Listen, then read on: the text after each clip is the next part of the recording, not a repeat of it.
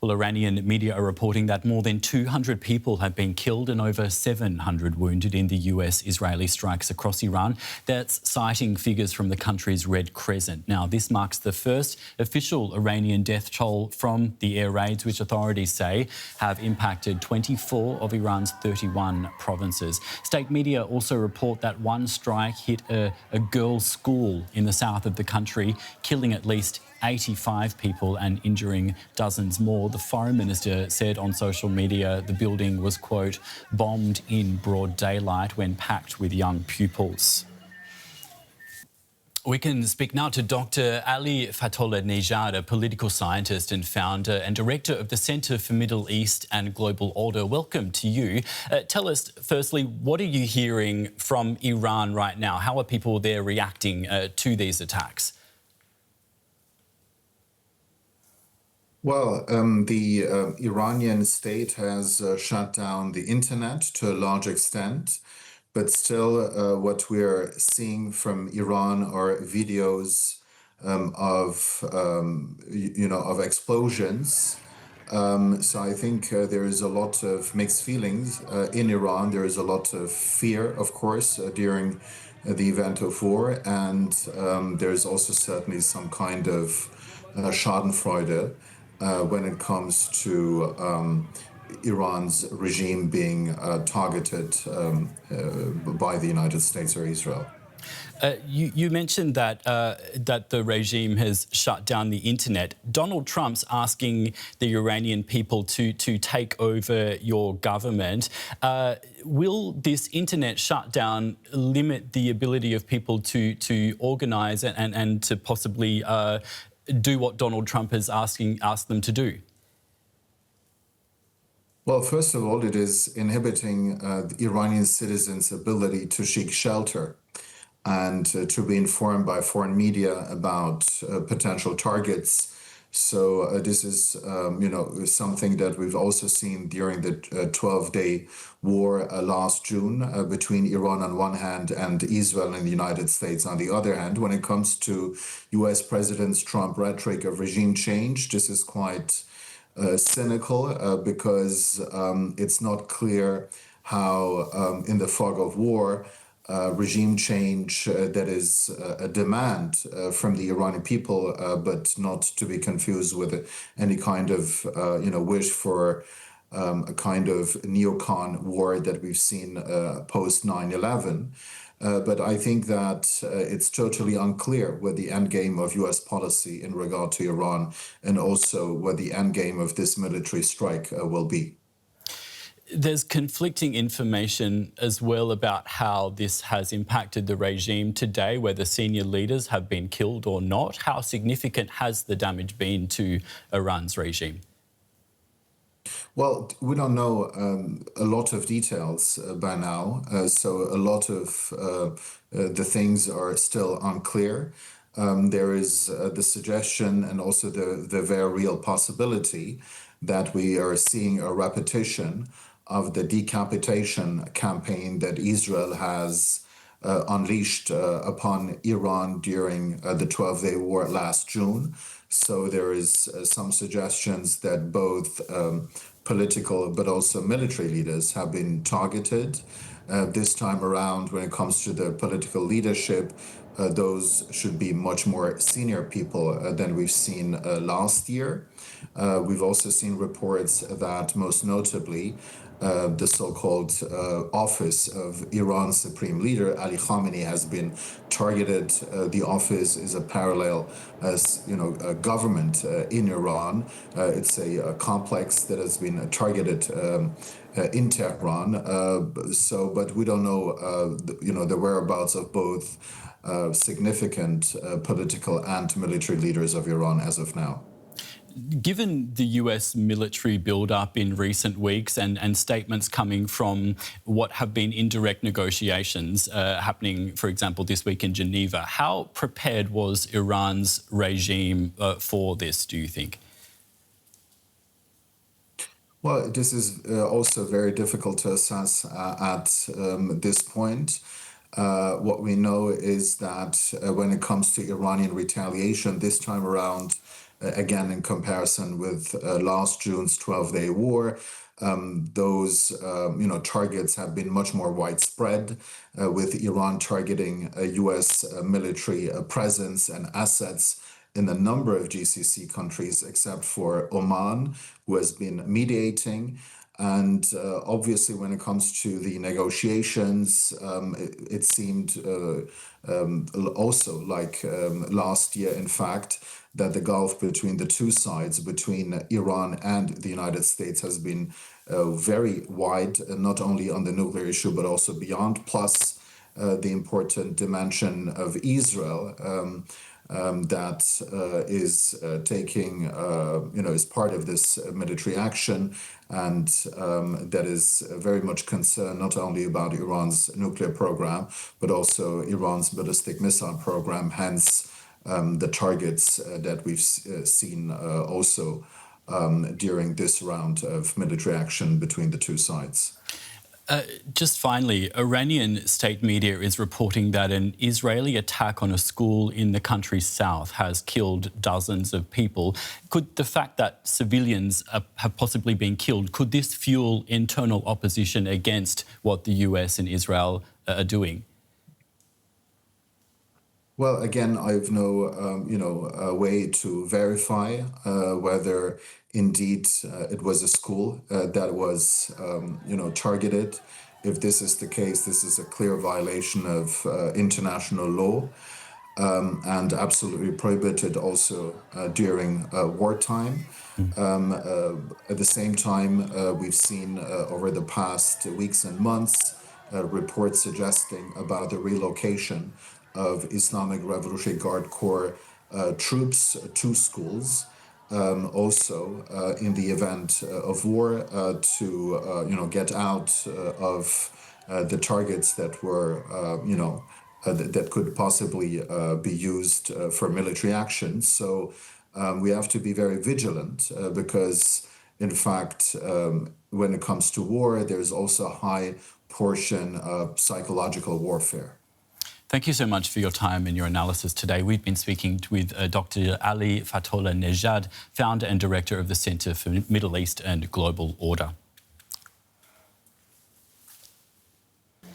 We can speak now to Behnam Taleblu, Senior Director of the Iran Programme and Senior Fellow at the Foundation for Defence of Democracies. Welcome back to DW. As I just said, the Iranian Red Crescent reporting more than 200 people killed in these attacks.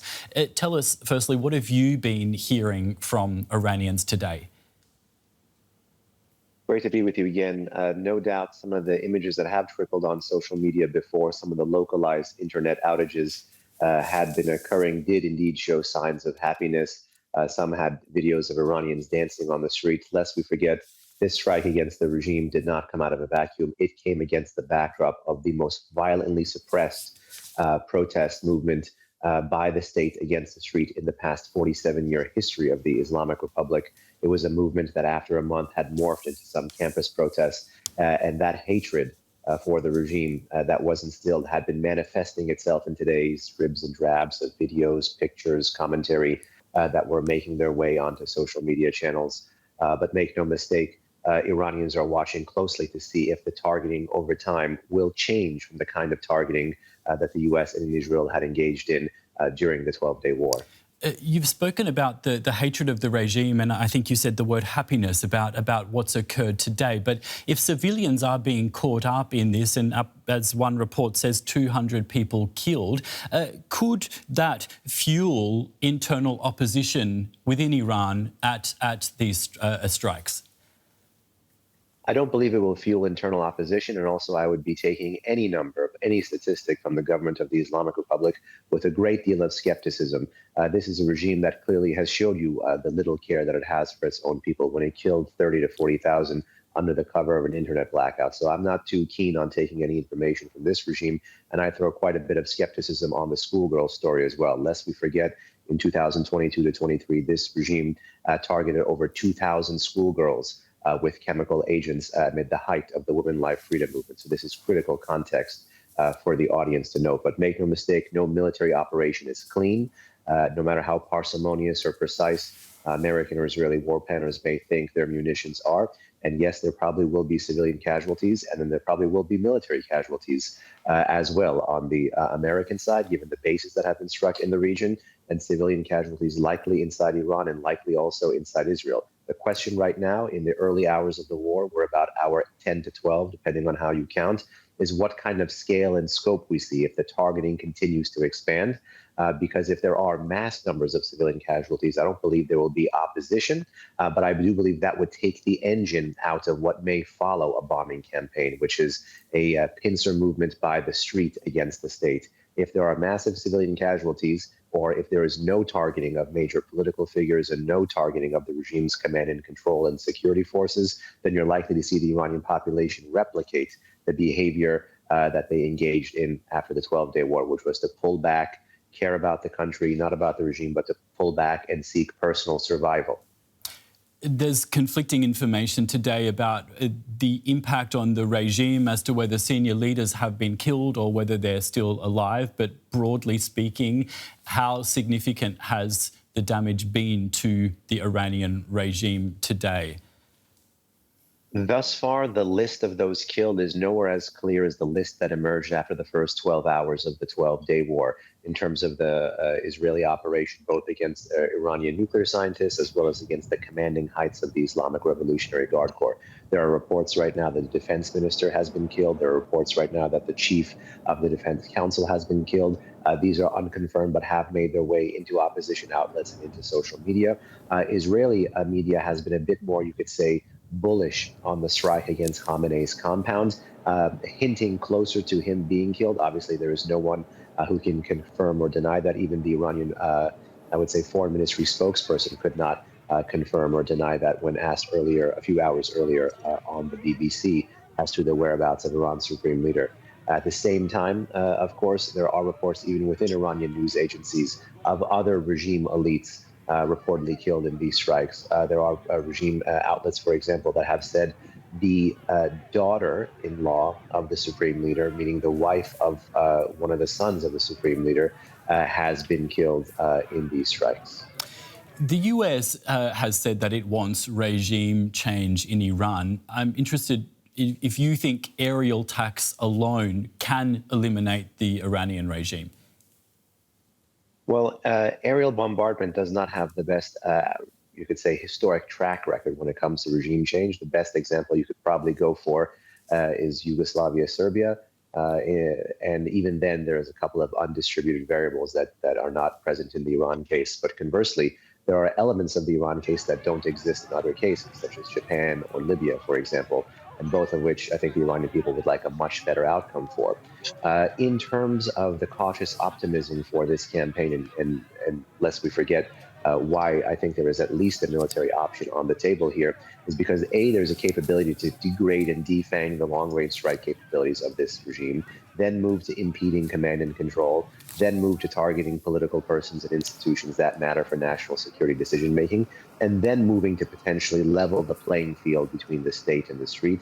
And that means going after multiple levels of the chain of command of Iran's apparatus of repression. That's law enforcement forces, that's the Basij paramilitary, that's the Islamic Revolutionary Guard Corps, and not just in Tehran, but across major urban centers. If that is the kind of air campaign, and I'm stressing the word campaign rather than operation, that we see from the United States and Israel, then yes, indeed, it does stand a chance. And those are the moves, if they happen one after another, can actually inspire the confidence of Iranians to get back into the street and put a pincer movement, foreign pressure and domestic pressure against the state. But at this moment in time, less than 1 day into the conflict, that is still a big if. There's also another if. We heard from the foreign minister. He was speaking to NBC News earlier today, basically saying Iran is still open to negotiations with the US. And this comes, of course, after these indirect talks that have been happening in Geneva, mediated by Oman. Is diplomacy still possible or not? I would say there was not a viable diplomatic option here once the crackdown that we saw in January took place. No doubt the Trump administration's desire to try diplomacy, some critics may say some attempt to feign diplomacy. Nonetheless, despite that desire or despite that feint, there wasn't really a diplomatic off-ramp or even a diplomatic win to be had that allowed the president here in the States to be able to square the circle of the crisis of confidence and the crisis of credibility, because he drew in the month of January alone 8 or 9 red lines with respect to Iran's brave protest movement, promising them support in a historic way that no U.S. president in the past 47 years had offered. So the question now is, as the military option comes online, will he deliver and to what end? And again, that right now is an open question. Thanks a lot for your insights today, Behnam. That's Behnam Ben Taleblu, Program Senior Director and Senior Fellow at the Foundation for Defence of Democracies. Thank you. I'm now joined by Kamran Matin, Associate Professor of International Relations at the University of Sussex in the UK. Now, Iran's foreign minister says no high-ranking Iranian leaders have been killed. The Israeli army says several senior figures are dead. What do we know about these targets? Yes, it's interesting that Iranian Foreign Minister Abbas Araghchi used the phrase, "As far as I know, the Supreme Leader and the President are safe." Iranian media report that Supreme Leader is scheduled to send a message, a televised message. We don't know if it's live or, pre-recorded. So there is no certainty about his fate. But at least the Secretary of Iran's Supreme National Security Council, Ali Shamkhani, is confirmed dead by multiple sources, as well as Iran's Defense Minister Amir Nasirzadeh, and also a very senior IRGC commander Mohammad Pakpur. These are the names that I have seen on various Iranian and foreign media sources confirming they have been killed. But probably Israel and US are waiting further confirmation of specific other individuals who have been targeted and killed, probably. Now, let's talk about the Iranian response. The scale of it, is that sort of in the region of what could be expected? Yes, Iran has threatened that any attack, regardless of its scale, will be treated as a full-scale war. And what we have seen so far is that the concentration of Iran's missile response has been actually on U.S. bases in the Gulf states, in Bahrain, in Kuwait, in Qatar, in United Arab Emirates. They have attacked several places, some of which don't seem to be military. Even Riyadh in Saudi Arabia has also been attacked. It seems that Iran believes that before concentrating its fire on Israel, it needs to take out early warning systems, which the United States has in the Gulf region, and also inflicting as much casualty as it can on actual US forces, so that the political cost of the war is increased for Trump. But we also know that United States and Israel are also targeting Iran's missile launchers and missile bases. So it really all depends on how quickly and how much US and Israel can degrade and destroy Iran's missile ability. Otherwise, I think there will be continuation of missile being shot at US bases, and even the fleet in the Persian Gulf and the Arabian Sea and so on. Now, Donald Trump has urged Iranians to overthrow the regime. How are people in Iran likely to respond to that? Well, even last time in this 12-day war, Benjamin Netanyahu started by issuing a similar call. Excuse me. Nothing of that kind happened at the time, but the mood and sentiments among Iranians have radically changed since, especially since the January mass killing of thousands of Iranian protesters. So there is definitely the intention and the rationale and the will to do so. But we also know that Iran has an extremely large security apparatus, which seems to be intact, and Iranian security forces and the police and IRGC and its related paramilitary forces know little restraint in dealing with protesters. So it's really not clear whether this will happen as Trump demands. Much might depend again on how much Iranian security and military forces are degraded before people feel safe enough to try to storm state institutions and military bases and so on and so forth. There is one separate region in which there are armed opposition groups in Kurdistan that might be a slightly different story, and degrading the IRGC forces there can potentially allow those forces to come in and take control of areas adjacent to the border. Now, if the regime falls in Tehran, who or what could replace it? It's difficult to say. I mean, there are different scenarios. It is possible that with the leadership taken out, especially Ayatollah Khamenei, there will be more kind of hardline elements take over, or depending on how much the regime feels vulnerable, they might field more pragmatic elements, such as former President Hassan Rouhani, who signed actually the nuclear deal in 2015. It's not entirely clear, and one probably variable Trump and Israel and Netanyahu have counted on is that Khamenei is the glue which is holding the regime together in terms of political coherence and so on. So with him gone, infighting might erupt. Succession may not be easy and smooth. All sorts of things happen, and those can actually facilitate a potential collapse of the regime. But in terms of actual opposition on the ground, able to take over the state institutions, that doesn't exist at the moment. There are some claimants, but they have shown not, at least up to now, sufficient organization on the ground to take over a government if the regime collapses. So much depends how this military campaign goes ahead, and how much in this time opposition can actually organize itself in a way that it can actually be effective on the ground in Iran. Now, again, suppose regime change does happen, what would that mean for the entire region?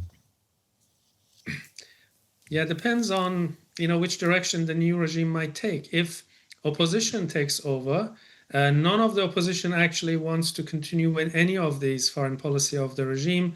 It is likely to be a pro-Western, Western-friendly government, normalizing relations with Israel probably quite immediately. So that's the from opposition. But if you are witnessing something similar broadly to what happened in Venezuela, where someone from within the regime, excuse me, more willing to make a deal with US emerge, that would probably moderate Iranian foreign policy, but it doesn't necessarily change radically what the Iranian regime does and behaves in the region and internationally. Kamran, Matin there, thank you very much for sharing your expertise with us. Thank you very much.